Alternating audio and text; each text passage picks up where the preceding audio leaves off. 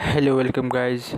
Today in this video gonna to show you how to create a shorts on desktop for Google Chrome.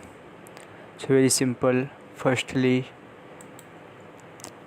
tap Chrome and start.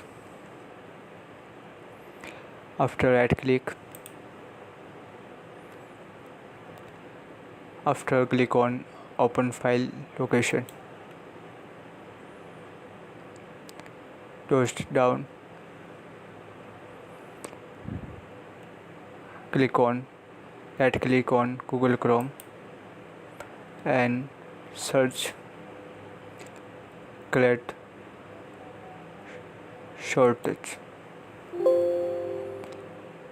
Windows can't create a shortage here. Do you want the shortage to be placed on the desktop instead?